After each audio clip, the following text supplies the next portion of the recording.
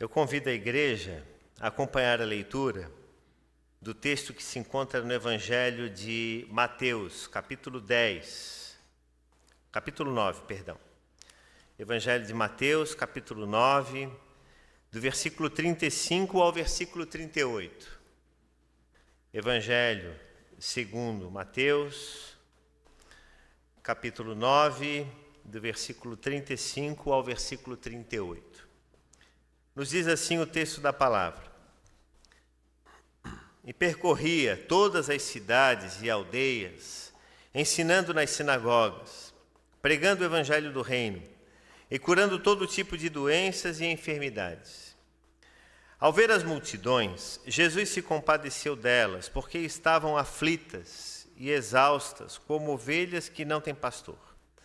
Então Jesus disse aos seus discípulos: A seara é grande, mas os trabalhadores são poucos. Por isso, peçam ao Senhor da seara que mande trabalhadores para a sua seara. Imagine que um agricultor, ele tem um campo de trigo, ou qualquer outra coisa que seja. E depois de meses de trabalho, preparando a terra, semeando e fazendo com que toda a expectativa sobre a construção, sobre aquilo que ele planejou, de repente, por algum instante, corresse o risco de não acontecer. Por uma razão inusitada. Ele tinha trabalhado, cuidando, mas plantando, preparando a terra, plantando, fazendo todas as coisas que estavam próprias, ou que eram próprias para aquele momento, mas na hora da colheita, por alguma razão, não haviam trabalhadores para que participassem do ato que iria coroar aquele momento, que seria a colheita. E de repente esse homem ele sai à procura de pessoas por todas as partes, mas as pessoas hesitam. As pessoas, por alguma razão, justificam a impossibilidade. Algumas até dizem que querem ajudar, mas ficam receosas, ficam temerosas. Não sabem ao certo se vale tanto a pena assim participar daquele momento. No entanto, acontece um fato. Alguns daqueles poucos que sobraram, que restaram, olharam a urgência, a necessidade, e pegam as suas ferramentas, os seus itens, e vão ao campo. E graças, não a uma maioria, mas a um pequeno grupo de homens e mulheres valentes, aquela colheita ela é realizada e o campo apresenta os seus frutos. Essa é uma ilustração muito simples, que nos mostra o que de fato é a pregação do Evangelho e como que ela acontece e como que nós, discípulos de Jesus, respondemos e como vivemos essa mensagem de Mateus 9, do 35 ao 38, no mundo em que estamos. Jesus nos fala que o mundo, e Jesus viu isso, a palavra de Deus nos fala, que o mundo ele está repleto de pessoas sedentas. Gente como a mulher samaritana, que estava juntando ou estava tirando água junto ao poço e que tinha uma sede tanto física quanto uma sede espiritual. No momento do encontro de Jesus com a mulher samaritana, ela achava a priori que a sede que Jesus saciaria dela era uma sede física. E ela se animou com isso, acreditando que a partir do momento que Jesus desse dessa tal água especial, ela se livraria até mesmo do ato de ter que ir lá todos os dias e buscar água junto à fonte. Mas Jesus estava falando de uma sede que ultrapassava a sede física, material ou fisiológica, melhor dizendo, daquela mulher. Era também uma sede material, mas acima de tudo era uma sede das emoções, da busca por saciar emoções. Uma vida sem significado, uma vida sem sentido. Então, quando pensamos no exemplo da mulher samaritana que buscava água junto à fonte, nós também somos impactados e somos lembrados de que nós, no nosso coração, também temos sede de muitas coisas. E nós que caminhamos com Jesus, temos o privilégio de aprender através da sua palavra que só existe um lugar de onde nós podemos beber uma água que não procede de fontes rotas, que não procede de fontes prejudicadas, que não procede de fontes maculadas, mas que procede de fontes eternas, porque foi exatamente isso que Jesus falou para Nicodemos. Nicodemos, para nascer de novo, tem que nascer da água e do Espírito que procede do alto. João capítulo 3. Então ele disse que esse novo nascimento implica em experimentar daquilo que viria do céu. Por isso que Jesus disse, eu sou o pão que desceu do céu, eu sou essa água. O Espírito desce por sobre aqueles que aprendem e entendem que são chamados em Cristo Jesus. Perceba que quando Jesus vai ao encontro das pessoas, ele, embora resolva questões muitas vezes materiais e necessidades imediatamente materiais, como, por exemplo, ressuscite pessoas, dê a cura de enfermidades, resolva situações mais diretas, mas aquilo tinha um objetivo claro, aquilo tinha uma aplicação, e o objetivo era dizer, o reino de Deus chegou. Mas ele em nenhum momento tirava do seguinte fato, o reino chegou, a sua vida vai ser transformada, impactada, mas o que você vai fazer com isso? E aí nós nos deparamos com a passagem em que Jesus, em que os 10 leprosos são curados, e quantos mesmos voltam para agradecer? Um único apenas. E o texto nos deixa a ideia de que o único que vem para agradecer é justamente de quem não se esperava. Porque nós tínhamos ali 9 que eram judeus e apenas um samaritano volta para dizer, olha, Senhor, obrigado. Então perceba, o mundo em que nós vivemos, e nós temos isso, nós temos urgência para a satisfação e a resolução dos nossos problemas materiais. É fato, se você e eu temos uma dor, nós queremos resolver isso logo. Não é mesmo? Mas Jesus se apresenta aos seus discípulos e àqueles que caminham com ele como aquele que não apenas está para resolver as questões da matéria, mas que aquilo que ele faz na matéria tem a ver com aquilo que ele já começou operando no coração das pessoas. Tanto que a obra de Cristo, ela não é iniciada por acaso. É o que acontece, por exemplo, com a mulher que sofria de fluxo de sangue. Ela, depois de ter gasto todos os seus recursos e ter passado anos buscando solução para o seu problema, o texto bíblico nos fala que, tendo ouvido ela falar de Jesus e daquilo que ele fazia, foi ao encontro dele.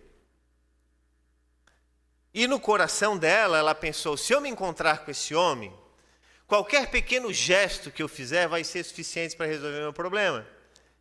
E em que momento aquela mulher é curada? Num pequeno gesto, no simples ato de tocar na borda das suas vestes. E nesse ato Jesus diz, alguém me tocou. E os apóstolos até ironizam. Senhor, a gente está numa rua apertada, tem um monte de gente, o Senhor disse que alguém tocou o Senhor? Como assim? Mas Jesus, inquieto, olha para o redor e diz assim, não, me tocou de um jeito diferente. Ou seja, me tocou com fé. E é muito interessante essa passagem também, porque ela nos lembra que as motivações daqueles que cercam a Jesus, daqueles que ladeiam a Jesus, podem ser múltiplas. Nem todos aqueles que caminhavam ao redor de Jesus em busca de Jesus estavam interessados nas palavras de vida eterna que ele tinha para dar, mas estavam interessados na resolução dos problemas que ele poderia trazer. Mas mesmo assim, Jesus caminhava em direção às pessoas e ele sabia que a seara era grande, que os trabalhadores eram poucos. E ainda assim ele chamava os apóstolos, os discípulos, para que viessem em direção a ele, homens e mulheres que fossem transformados, porque ele olhava as multidões, como diz o versículo 36, e ele se compadecia delas, porque elas estavam aflitas, exaustas, como ovelhas que não têm pastor. Eu acho fantástico essa expressão que Mateus usa para definir aqueles que Jesus via. Compadecia-se delas, porque elas estavam aflitas, exaustas, como ovelhas que não têm pastor. Ou seja, sem direção, sem rumo, sem propósito para a sua vida. E o mundo em que nós vivemos é um mundo em que as pessoas vivem exatamente assim. Vivem muitas vezes sem sentido, sem propósito, sem direção. E nós, quando nos deparamos com a palavra, com o Evangelho da Verdade, nós percebemos que em diversos momentos Jesus age com compaixão. Por exemplo, Mateus capítulo 14, versículo 14. Diante dos doentes e dos aflitos, ele vai curando cegos, leprosos, paralíticos, mostrando que a sua compaixão, ela ia além apenas do olhar às pessoas, mas ele via as necessidades das pessoas e curava as pessoas, ele caminhava em direção às pessoas. Ao desembarcar, Jesus viu uma grande multidão, compadeceu-se dela e curou os seus enfermos. Então, como discípulos de Jesus, a primeira realidade que nós aprendemos é que nós precisamos caminhar em direção às necessidades das pessoas, de um mundo que anda doente, de pessoas que andam prejudicadas, como falamos aqui anteriormente, seja pelos seus pecados, pelos seus dramas pessoais, pelas suas lutas interiores. Então, a primeira coisa que aprendemos a respeito dessa ação de Jesus, de caminhar em direção às pessoas, é justamente isso. A sua compaixão envolve ação. E a igreja, ela não pode passar desatenta a um mundo em que as pessoas estão sofrendo. As pessoas estão sofrendo. Eu vejo isso, já comentei aqui várias vezes, em sala de aula. Adolescentes que chegam em crises, em dramas terríveis. O número de adolescentes com diagnósticos de transtorno, de ansiedade e depressão tem crescido avassaladoramente, irmãos e irmãs. É assustador.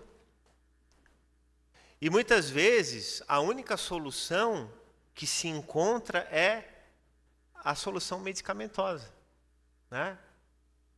É o remédio. Mas às vezes só o remédio não resolve. Porque às vezes a gente está reunido lá, conversando entre os professores, e diz, olha, tomo medicamento, mas a família tem isso, tem aquilo, não sei o quê, os pais... Então a gente percebe que é algo muito maior, que muitas vezes está se tentando resolver um pequeno problema, está se tentando curar uma pequena ferida de um corpo que está adoecido. E como igreja, nós precisamos caminhar em direção a uma sociedade que anda doente, aflita. Jesus se deparava com pessoas que eram cegas, leprosas, paralíticas. Quais são os desafios da nossa sociedade hoje? Quais são as enfermidades do nosso tempo? Pode ser que hoje em dia os problemas físicos, eles já não sejam mais tanto problema, porque você encontra tratamento para tanta coisa. E isso tem sido tão bom, porque as pessoas conseguem viver mais, viver com qualidade. A inclusão tem buscado isso, trazer para o meio da sociedade pessoas que antes viviam à margem da sociedade, sob muitos aspectos. Mas existem questões que estão relacionadas ao coração, que estão relacionadas ao espírito, que somente o Evangelho da graça de Deus é que pode resolver. A segunda coisa que a gente aprende a partir desse texto é que Jesus, ele também caminhava em direção a pecadores e marginalizados. E ele se aproximava daqueles que eram rejeitados pela sociedade. Como a gente encontra lá em João, capítulo 8, do versículo 1 ao versículo 11. Nessa passagem, nós encontramos, João 8, Jesus, no entanto, foi para o Monte das Oliveiras. De madrugada voltou novamente para o templo e todo o povo se reuniu à volta dele, e Jesus assentado os ensinava. Então os escribas e fariseus trouxeram à presença dele uma mulher surpreendida em adultério e fazendo-a ficar em pé no meio de todos. Disseram a Jesus: Mestre, essa mulher foi surpreendida em flagrante adultério. Na lei, Moisés nos ordenou que tais mulheres sejam apedrejadas. E o Senhor, o que tem a dizer? Eles diziam isso tentando, para terem de que o acusar. Mas Jesus, inclinando-se, escrevia na terra com o dedo. Como eles insistiam na pergunta, Jesus se levantou e lhes disse: Quem de vocês estiver sem pecado, seja o primeiro a tirar uma pedra nela. E inclinando-se novamente, continuou a escrever no chão. Mas eles, ouvindo essa resposta, foram saindo um por um, a começar pelos mais velhos até os últimos, e ficando só Jesus e a mulher em pé diante dele.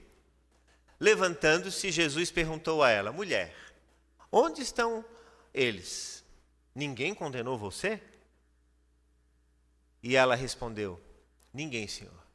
Então Jesus disse: Também eu não te condeno. Não a condeno. Ponto e vírgula. Vá e não peques mais.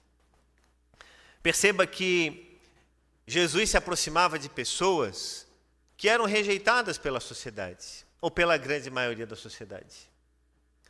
Gente que vivia à margem, do lado, como essa mulher, que foi flagrada e que foi tirada do momento exato em que estava praticando algo ilícito, ou que de repente já tinha sido vista, ou que tinha sido apontada, acusada como alguém que fazia algo errado.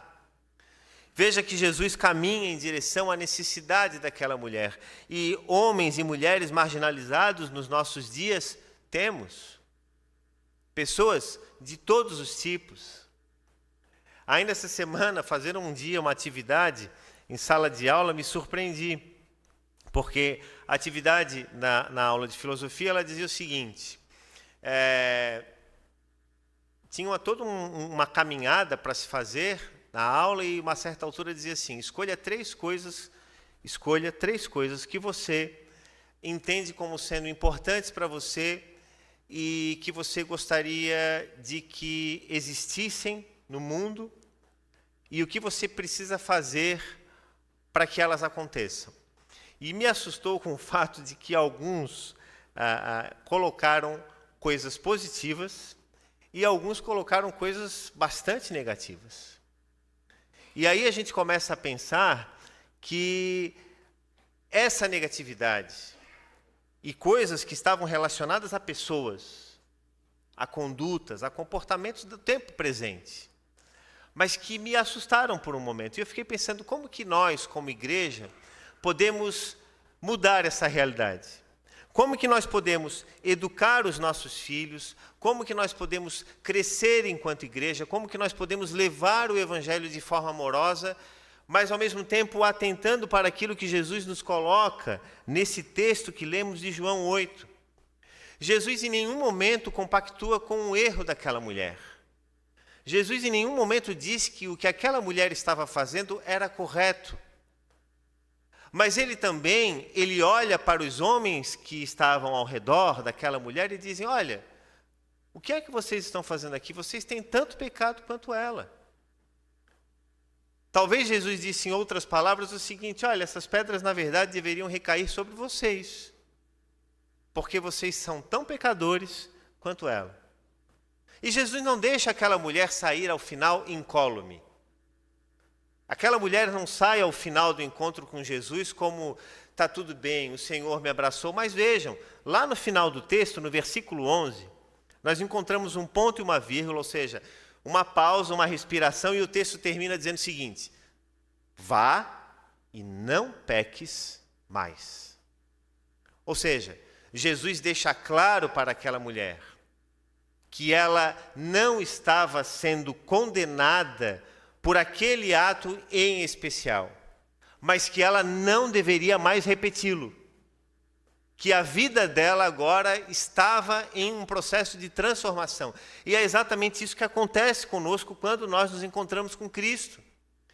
O nosso modo de ser, as nossas ações, os nossos pensamentos, a nossa vida como um todo, ela precisa passar por um constante processo de transformação. Então, assim como Jesus caminhou entre cobradores de impostos, homens e mulheres pecadores, ele apresentava a essas pessoas uma nova vida, uma nova realidade. E é isso que esperamos. Porque a cada novo dia, nós sempre esperamos realizar algo novo, algo que nos seja bom. E esperamos que a graça de Deus seja manifestada na nossa vida de igual forma. E se fôssemos, por exemplo, pesados? E se de repente nós fôssemos medidos? E se a graça de Deus em Cristo, para descer sobre nós, dependesse dos nossos atos, dos nossos erros e dos nossos acertos? Se a medida usada por Deus para conosco fosse a medida que nós usamos conosco mesmo e com os outros,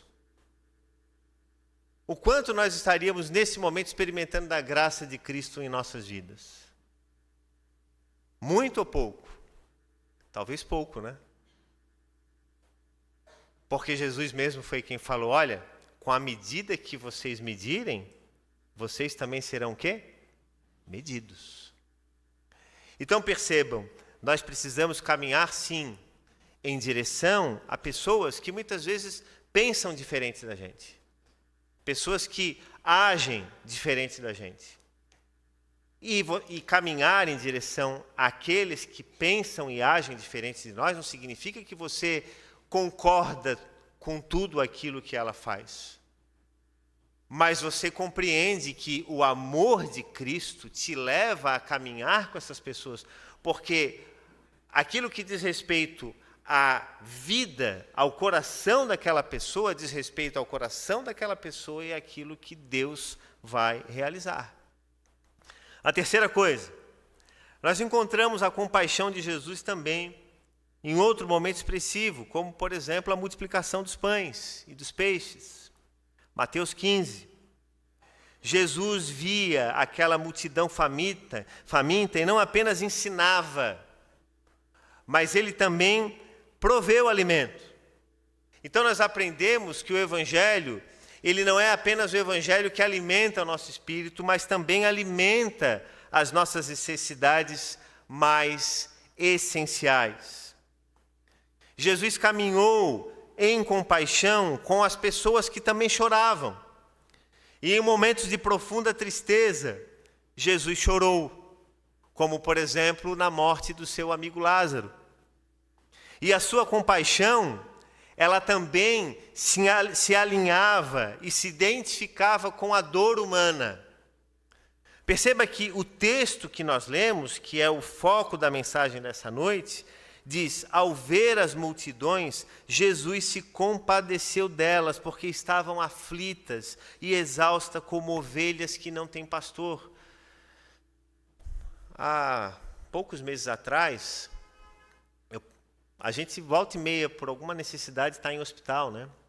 E alguns meses atrás, eu precisei ficar algumas horas na emergência do hospital aqui. O Celso Ramos, esse que tem aqui, é o Celso Ramos, né?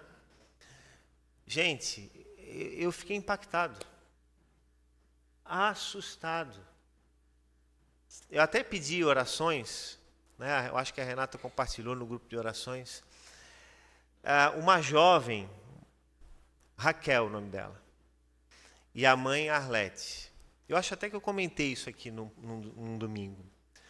Aquela jovem, ela gritava de dor. Ela gritava de dor, uma dor intensa na cabeça.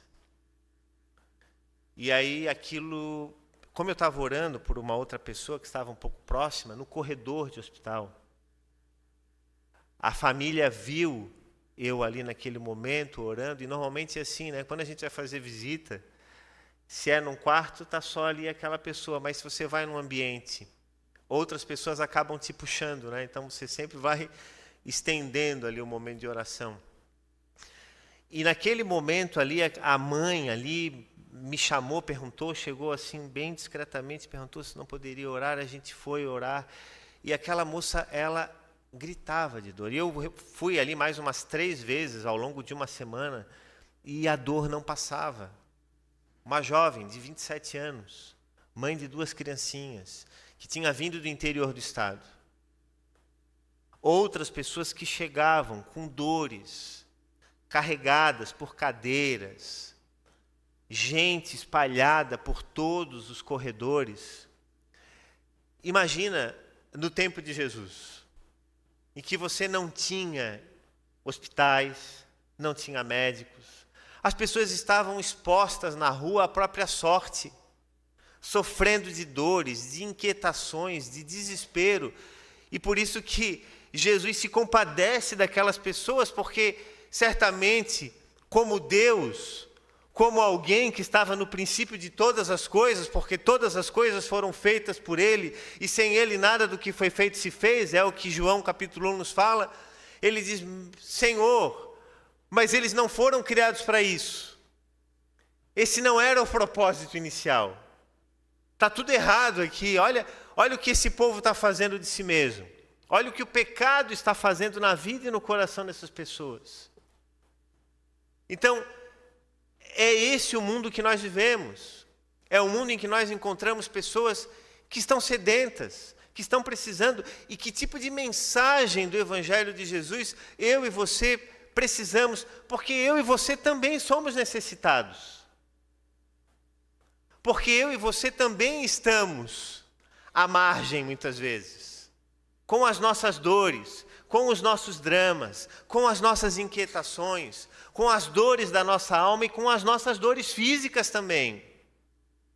E que palavra nós gostaríamos de ouvir de Jesus?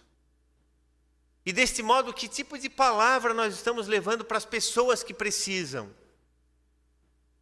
Independente da forma como elas estejam vivendo, independente da escolha que elas tenham feito para a vida delas, mas essas pessoas, esses homens e mulheres que andam errantes pelo mundo, sem conhecer o Evangelho da graça de Cristo, precisam de nós, discípulos de Jesus, instrumentos do Senhor, trabalhadores, que são poucos, e que precisam falar da graça de Deus num mundo que jaz em trevas. A igreja, ela não existe para viver para si mesma. A igreja não é um home club. A igreja não é um lugar extremamente aprazível em que nós viemos e somos satisfeitos com tudo aquilo de bom que nele há. Nós existimos com propósito e com missão. Nós fomos criados. É o que o catecismo nos ensina desde a infância. Qual é o fim principal do homem? É a primeira pergunta do catecismo. Adorar ao Senhor, gozá-lo para sempre. Nós temos um objetivo, nós somos criados com uma missão, fomos programados desde os tempos eternos para que fizéssemos essas coisas. E o mundo carece da revelação dos filhos de Deus, daqueles que foram feitos filhos de Deus em Cristo Jesus. Então nós precisamos nos alegrar com os que se alegram, chorar com os que choram, caminhar com os enfermos, ouvir as pessoas, saber dos seus dramas, das suas dificuldades. Quantas vezes, irmãos, quantas vezes nós, pastores, recebemos na nossa sala de atendimento pessoas que querem apenas uma única coisa: serem ouvidas. Só isso. Apenas serem ouvidas. Então, o mundo, ele atropela, ele massifica. Nós estamos vivendo numa sociedade de massificação.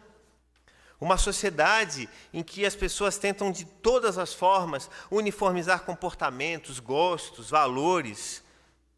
E a mídia, de modo geral, a imprensa e muitos grupos econômicos tentam massificar. Ou seja, fazer com que os problemas sejam resolvidos na multidão. Mas Jesus não olhava apenas para a multidão, ele olhava a multidão e focava na necessidade individual de cada um. Ele olhava que a multidão sofria, mas Jesus em nenhum momento, você vai ver nos evangelhos Jesus estendendo a mão e curando ao mesmo tempo a multidão. Isso acontece em alguma vez no evangelho? Há algum momento em que Jesus faz isso? Em que centenas de milhares de pessoas são curadas ao mesmo tempo? Jamais.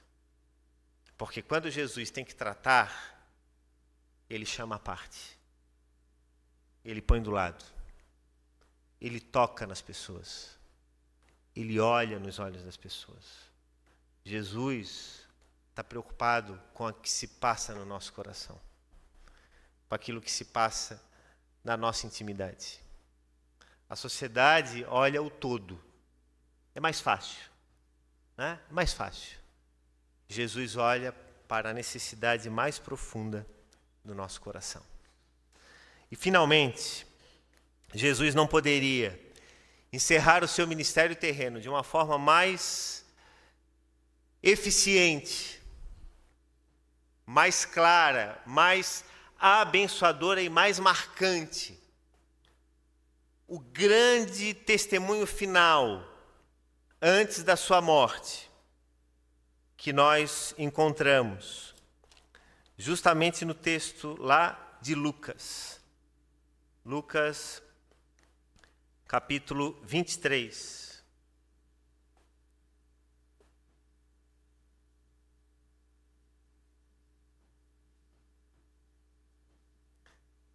Jesus, na sua crucificação, ele, naquele momento, rogava por aqueles que estavam próximos dele e dizia: Pai, perdoa-lhes, porque não sabem o que fazem. Mesmo no último momento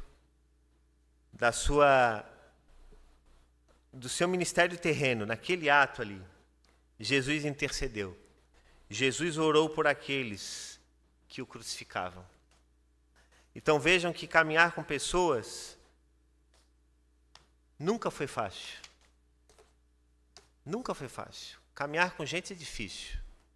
Até porque nós não somos fáceis, né? Ou tem alguém aqui que é simples? Né? Só eu, né, Rê? Não somos. Somos pessoas difíceis. Né? Ouvimos aqui o belo testemunho dos nossos irmãos Marcelo e Ana. E é isso, o Evangelho de Jesus, o encontro com Cristo, ele muda a nossa vida, muda o nosso coração. Então que Deus nos abençoe com a sua palavra e nos torne pessoas cada dia mais parecidas com Jesus. Gente que olha para a multidão, se compadece delas, caminha em direção às pessoas que não têm medo de gente, mas que tem no coração a mensagem do Evangelho e a certeza de que é essa mensagem que transforma a minha vida, a sua vida e de todos aqueles a quem o Senhor nos mandar. Amém?